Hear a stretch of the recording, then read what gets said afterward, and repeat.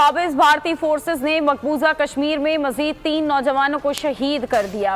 हिंदुस्तान के एक senior military officer brigadier धिल्लोन ने जम्मू एंड कश्मीर में मकबूजा जम्मू और कश्मीर में एक बड़ी ऑर्गेनाइज किस्म की प्रेस कॉन्फ्रेंस की, जिसमें उन्होंने ये इल्जाम लगाया कि जम्मू एंड कश्मीर के अमन को तबाह करने के लिए एक बार फिर पाकिस्तान से इन्फिल्ट्रेटर्स जो हैं वो जम्मू एंड कश्मीर में दाखिल हो रहे हैं। जो इंटरनल मामला चल रहे हैं वो एक अलग चीज़ है। जब सरहद की बात आती है, जब मुल्क के दिफा की बात आती है, कौम एक, उसके अलावा कोई ऑप्शन नहीं। तो ये चीज़ बस ये याद रखें, इस खाम ख्याली में ना रहें। जो हमारे तरफ से स्टेटमेंट आया उसके मुताबिक ये कोई ऐसा वाक़या पेश नहीं आया और इंडियन मीडिया में और इंडियन फौज ने जानबूझकर ये नैरेटिव बनाया है। ये कहा जा रहा है कि ये जो सारा वाक़या ये एक फॉल्स फ्लैग ऑपरेशन है, इलेक्शन स्टंट है बेसिकली। लेकिन एक बात तो ज़रूर है कि मेरा ख्याल है कि मोदी साहब को अपने इलेक्शन स्टंट के लिए काफ़ी कुछ उनके पास है ऑलरेडी। वो जहाँ पर इंडिया को ले जा चुके हैं, उसकी इकॉनमी को जहाँ पे ले जा चुके हैं, G20 का इजलास वहाँ पे हो रहे हैं, चांद तक वो पहुँचा चुके हैं, तो उनको अब ये इस तरह के गैर ज़रूरी स्टंट दिखाने की मेरा ख्याल है कोई इतनी खास ज़रूरत नहीं रह गई है। नमस्कार दोस्तों, जय हिंद। दोस्तों, जैसा कि आपने इंट्रो में देखा, ये जाहिल आतंकवादी पाकिस्तानी जिन आतंकियों ने हमारे जवानों को शहीद किया उनको ये नौजवान बोल रहे हैं। हालांकि देखो, पाकिस्तानी तो बोलेंगे क्योंकि आतंकी फैक्ट्री है पाकिस्तान, वहीं से ये लोग निकल के आते हैं, आतंकवादी जितने भी कश्मीर के अंदर आते हैं। लेकिन हमारे देश के अंदर भी कुछ लोग हैं जयचंद टाइप के जो कि इस पे सवाल उठा रहे हैं। अपने ही देश की सेना पे यकीन नहीं है, विश्वास नहीं है उन लोगों को। बाकी दोस्तों चलते हैं सीधे वीडियो पे, लेकिन उससे पहले अगर आपको ये वीडियो पसंद आए तो प्लीज़ इस वीडियो को लाइक करना और चैनल को सब्सक्राइब जरूर कर लेना। आगे जी थोड़ा सा मैं आपको अपडेट कर दूं कि बारामूला में एक ऑपरेशन हुआ है और इंडियन आर्मी की तरफ से ये कहा गया है कि जो कोई 2-3 टेररिस्ट थे वो दाखिल होने की कोशिश कर रहे थे, उनको जो है इन्होंने पकड़ा है, मारा है। और इधर जो हमारे तरफ से स्टेटमेंट आया उसके मुताबिक ये कोई ऐसा वाक़या पेश नहीं आया और इंडियन मीडिया में और इंडियन फौज ने जानबूझकर ये नैरेटिव बनाया है कि जनाब कोई इस तरह का इन्होंने कार्रवाई वहाँ पे की है और कोई बंदे पकड़े हैं या कोई दहशतगर्द मारे हैं। और ये कहा जा रहा है कि ये जो सारा वाक़या ये एक फॉल्स फ्लैग ऑपरेशन है, इलेक्शन स्टंट है बेसिकली, कि जब इंडिया में इलेक्शन होने वाले होते हैं तो वो पाकिस्तान के ऊपर कोई इस किस्म का इमेजिनरी सा हमला शो करते हैं अपनी आवाम में कि जी हमने बड़ा कोई कारनामा कर लिया और उसके बाद उसकी बुनियाद पर वो इलेक्शन में जाते हैं। तो ये उनकी तरफ से जो है एक स्टेटमेंट हमारी तरफ से भी जारी हुआ है कि ये इस तरह का वाक़या है, ये एक फॉल्स फ्लैग ऑपरेशन है। अब हकीकत क्या है, दोनों तरफ का वर्जन तो हमारे सामने है। हकीकत तो खैर वहाँ जाकर ही आइडिया हो सकता है कि क्या है क्या नहीं है। लेकिन एक बात तो ज़रूर है कि मेरा ख्याल है कि मोदी साहब को अपने इलेक्शन स्टंट के लिए काफ़ी कुछ उनके पास है ऑलरेडी। वो जहाँ पर इंडिया को ले जा चुके हैं, उसकी इकॉनमी को जहाँ पर ले जा चुके हैं, G20 का इजलास वहाँ पे हो रहे हैं, सऊदीया से उनकी डील्स हो रही हैं अरबों डॉलर्स की, US से उनकी डील्स हो रही हैं अरबों डॉलर्स की। तो जहाँ पे वो इंडिया को लेके जा रहे हैं, चांद तक वो पहुँचा चुके हैं, तो उनको अब ये इस तरह के गैर ज़रूरी स्टंट दिखाने की मेरा ख्याल है कोई इतनी खास ज़रूरत नहीं रह गई है कि वो इसकी बुनियाद पर इलेक्शन जीते हैं। उनके पास इलेक्शन कैंपेन में जाने के लिए काफ़ी कुछ है बताने के लिए कि हमने ये किया आवाम के लिए, ये किया जनता के लिए। तो उनको ये कोई इस तरह का मेरी समझ में तो आता नहीं है मामला कि उन्हें कोई इतना बड़ा ड्रामा कोई क्रिएट करके अपने आप को शो करना है कि जी हम बड़े कामयाब हैं। पाकिस्तान को अब वो अपना कहीं पे भी मद्दे मुकाबिल समझते ही नहीं है, तो पाकिस्तान को नीचा दिखा के वो अपनी इलेक्शन कैंपेन क्यों रन करेंगे। पाकिस्तान और उनका कोई मुकाबला नहीं है, ये हकीकत है। आप मान लें हम कहीं दूर हैं पीछे उनसे खड़े, वो तरक्की कर गए अपने मुल्क के मुहिब्बे वतन लोगों के साथ, तो भाई कर रहे हैं, उस बात को माने हम।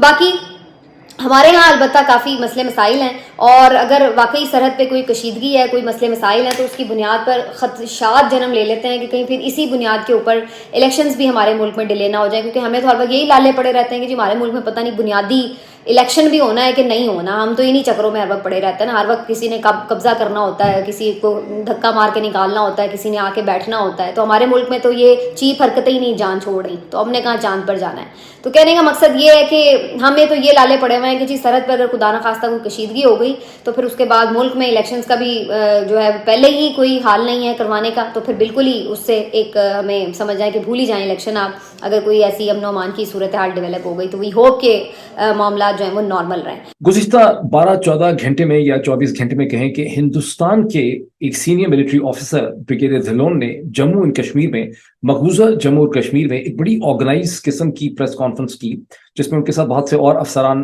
बैठे हुए थे।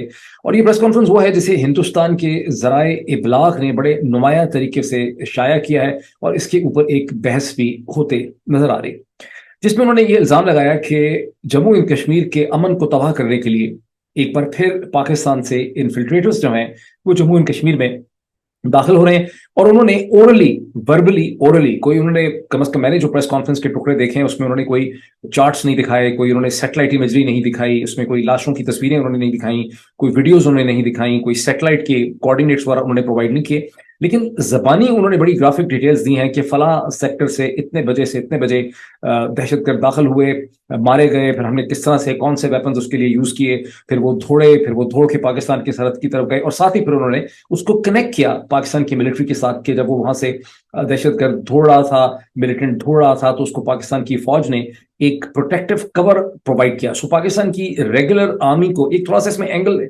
इंटरेस्टिंग है कि पाकिस्तान की रेगुलर आर्मी को उन्होंने सिर्फ ये नहीं कहा कि मिलिटेंट्स हैं, इन्फिल्ट्रेटर्स हैं, उन्होंने अपनी डिटेल्स के जरिए पाकिस्तान की रेगुलर आर्मी को उसका हिस्सा बनाया। फिर उन्होंने ये भी कहा कि जो 2021 का सीज फायर है जो हिंदुस्तान और पाकिस्तान के दरमियान होल्ड कर रहा है, ये उसकी एक सरीहन खुल्लम खुल्ला खिलाफ वर्जी है। मैंने उस पर ट्वीट किया था और मैंने उस ट्वीट में ये कहा था कि पाकिस्तान के डीजी ISPR को इस किस्म की डिटेल का कोई ना कोई जवाब देना चाहिए। जब डीजी ISPR को आप कहते हैं उसका ये मतलब नहीं है कि डीजी ISPR जो एक लेफ्टिनेंट जनरल उनको खड़े होकर उसका जवाब देना चाहिए। उसको किसी भी तरह से प्रेस कॉन्फ्रेंस, प्रेस रिलीज, किसी भी लेवल पे उसका जवाब दिया जा सकता है।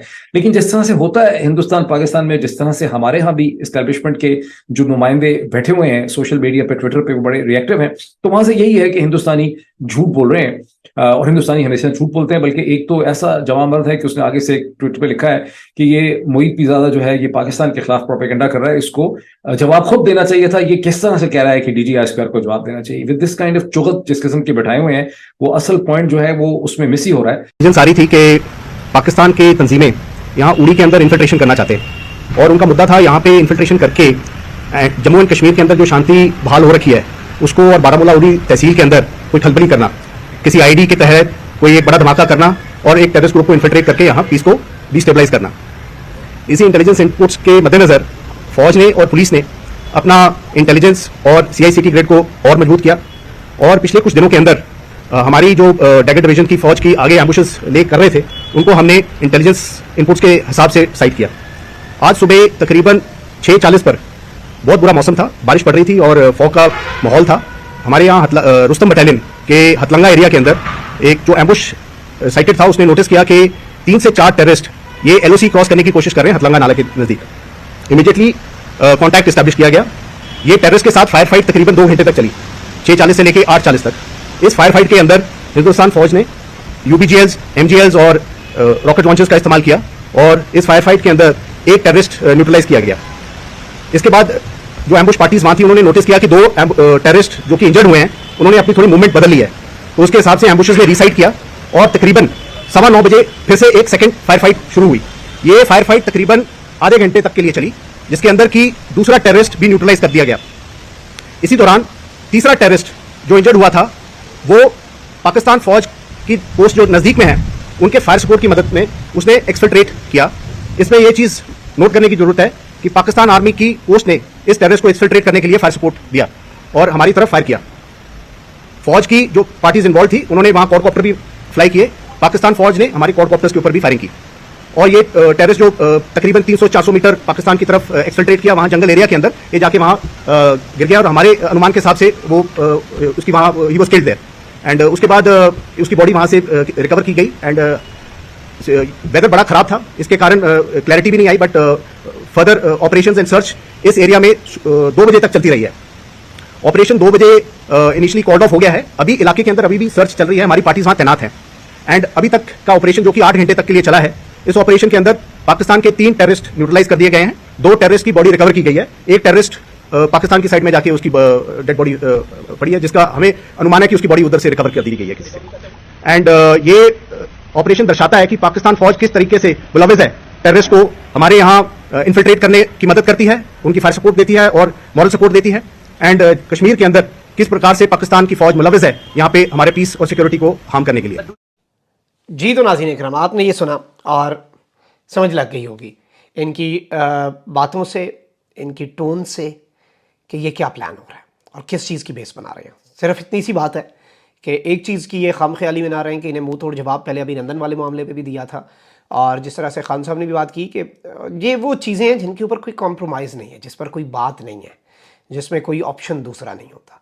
और पूरी कौम जो इंटरनल मामला चल रहे हैं वो एक अलग चीज़ है। जब सरहद की बात आती है, जब मुल्क के दिफा की बात आती है, कौम एक, उसके अलावा कोई ऑप्शन नहीं।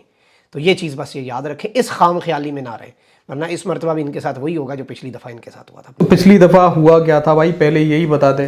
तुम्हारे आर्मी चीफ की टांगें कैसे काँप रही थी, उसके माथे पे कैसे पसीना आ रहा था, वो भी याद रखो। शायद ये लोग भूल गए। हमारी इंडियन आर्मी को चाहिए पाकिस्तान के अंदर घुस के ठोका जाए, इनको जहन्नुम पहुंचाया जाए। बाकी दोस्तों, जो वीडियो के शुरू में जो पाकिस्तानी एंकर थी, उसने काफ़ी अच्छा उन लोगों के लिए जवाब दे दिया जो अपनी ही हमारे देश के अंदर अपनी आर्मी पे सवाल उठा रहे हैं कि भाई भारत को ये सब करने की ज़रूरत ही नहीं है। मोदी साहब के पास में तो बहुत कुछ मसाला है अपने चुनावों के लिए। भारत आज कहाँ से कहाँ पहुँच गया है।